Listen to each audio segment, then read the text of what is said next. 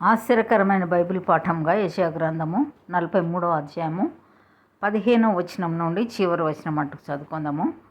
యెహోవా నగు నేనే మీకు పరిశుద్ధ దేవుడను, ఇశ్రాయేలు సృష్టికర్తనగు నేనే మీకు రాజును, సముద్రంలో త్రోవ కలుగజేయువాడును, వడిగల జలములలో మార్గం కలుగజేయువాడును, రథమును గుర్రమును సేనను శూరులను నడిపించువాడునగు యెహోవా ఈలాగు సెలవిచ్చుచున్నాడు. వారందరూ ఏకముగా పండుకొని లేవకయుందురు. వారు లయమై జనుపనారవలే ఆరిపోయిరి. మునుపటి వాటిని జ్ఞాపకం చేసుకొనకుడి, పూర్వకాలపు సంగతులను తలంచుకొనకుడి. ఇదిగో నేనొక నూతన క్రియ చేయుచున్నాను, ఇప్పుడే అది మొలుచును, మీరు దానిని ఆలోచింపరా? నేను అరణ్యంలో త్రోవ కలుగజేయుచున్నాను, ఎడారిలో నదులు పారజేయుచున్నాను. నేను ఏర్పరచుకొనిన ప్రజలు త్రాగుటకు అరణ్యంలో నీళ్లు పుట్టించుచున్నాను, ఎడారిలో నదులు కలుగజేయుచున్నాను. అడవి జంతువులను అడవి కుక్కలను నిప్పు కోళ్ళును నన్ను ఘనపరచును.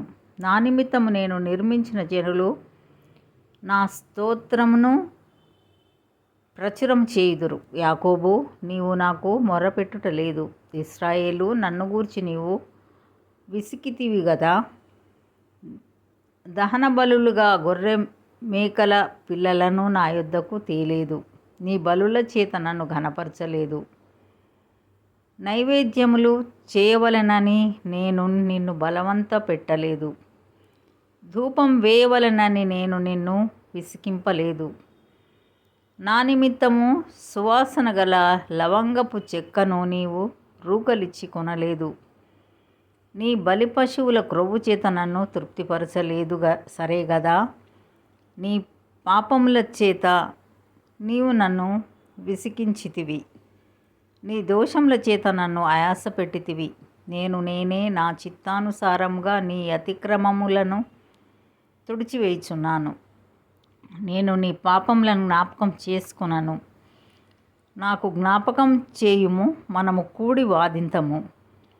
నీవు మంతుడవుగా తీర్చబడినట్టు నీ వ్యాజ్యమును వివరించుము. నీ మూలపితరుడు పాపం చేసిన వాడే, నీ మధ్యవర్తులు నా మీద తిరుగుబాటు చేసిన వారే. కావున నేను ప్రతిష్ఠితులగు నీ ప్రధానులను అపవిత్రపరచితిని, యాకోబును శపించి తిని, ఇశ్రాయేలును దూషణ పాలు చేసి తిని. ఇంతటితో ఈ దినం కొరకైన బైబిల్ పాఠము సరే.